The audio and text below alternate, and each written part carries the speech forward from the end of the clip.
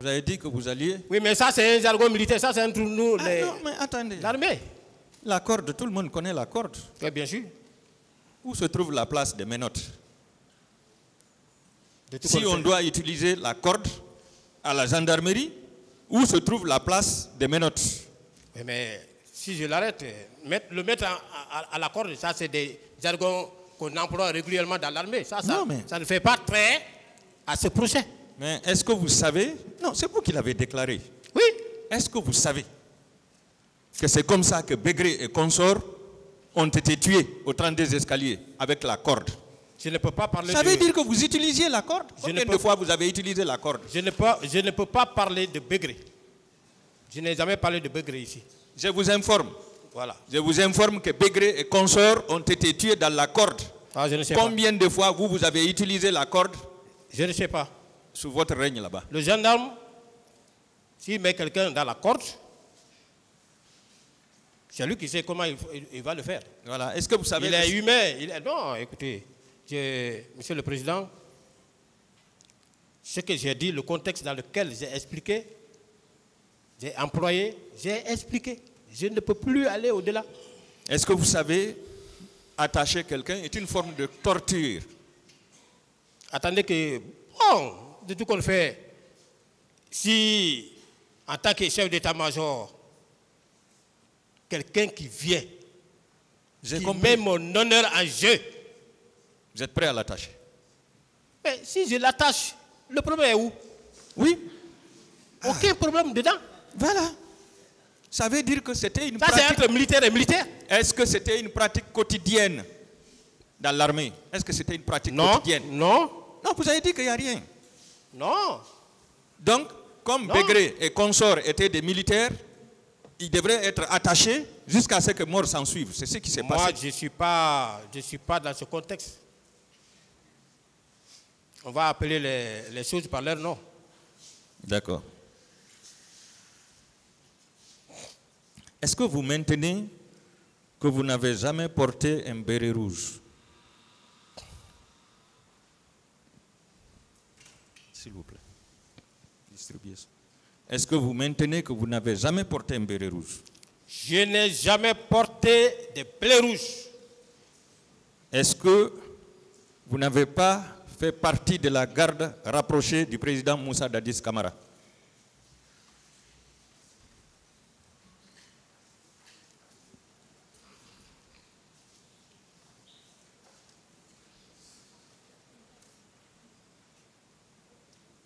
Répondez à la question. Vous dites?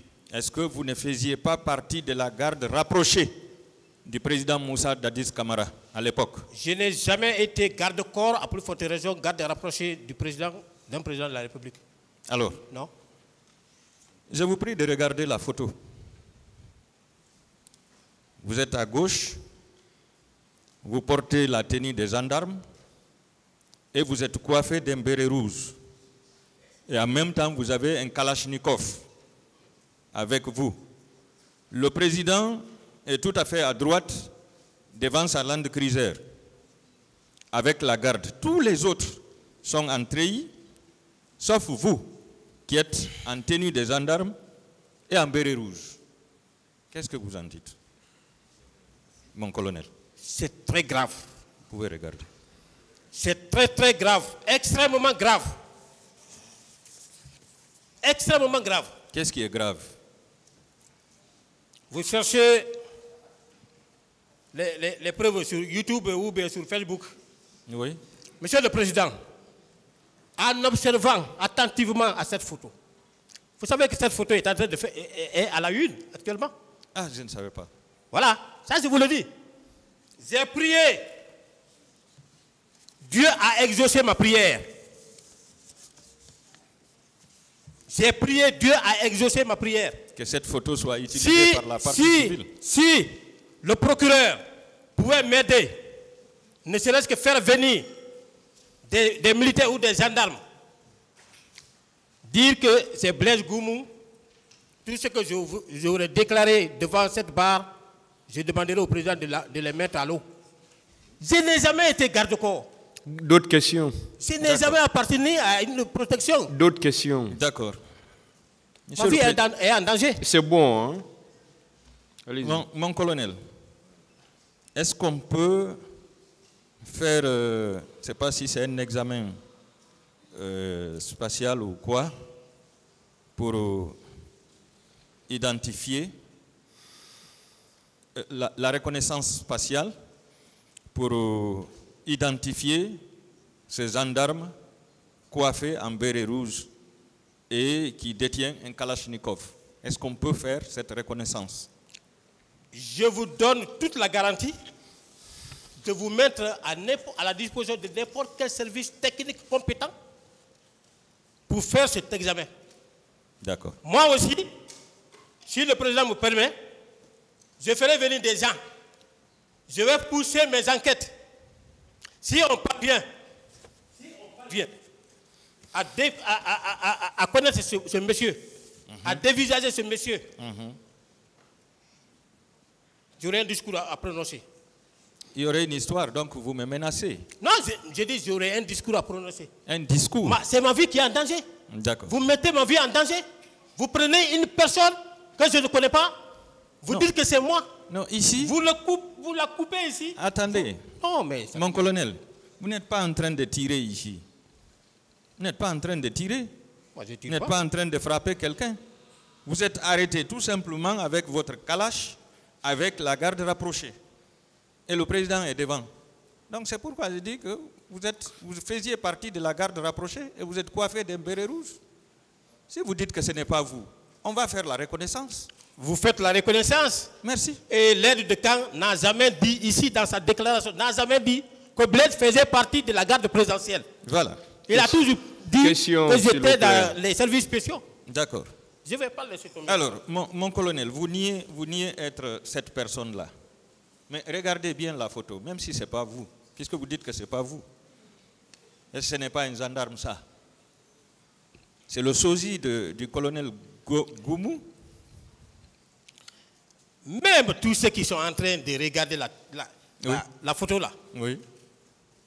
Regardez la ressemblance. Tous ceux qui sont en train, même tous ceux qui sont en train Une de autre regarder. question, s'il vous plaît. C'est déplorable quand même. C'est grave. Je passe. Très grave. Alors, si... Et avec les preuves comme ça, là, qu'on a nous envoyé à la CPI, si cette reconnaissance... ça sera du ridicule pour la Guinée.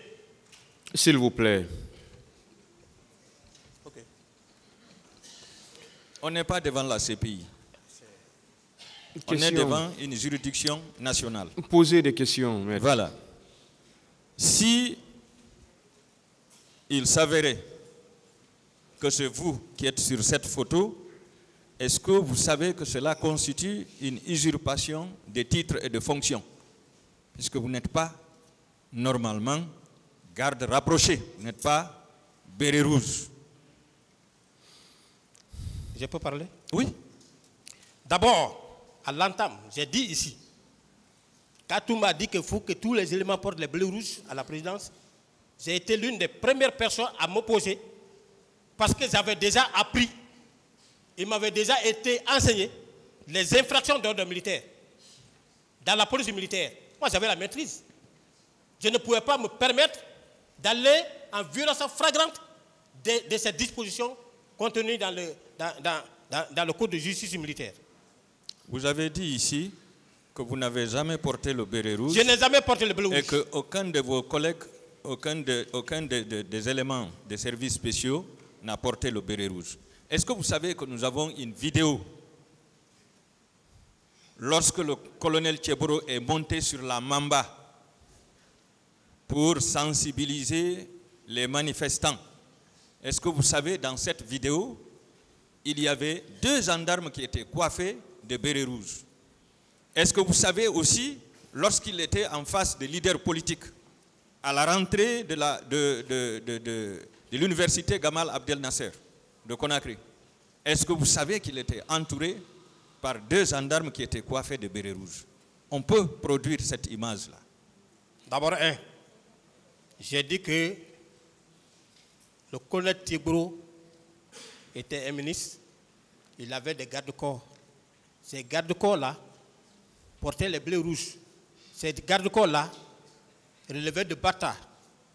Ces gardes-corps-là n'étaient pas gendarmes.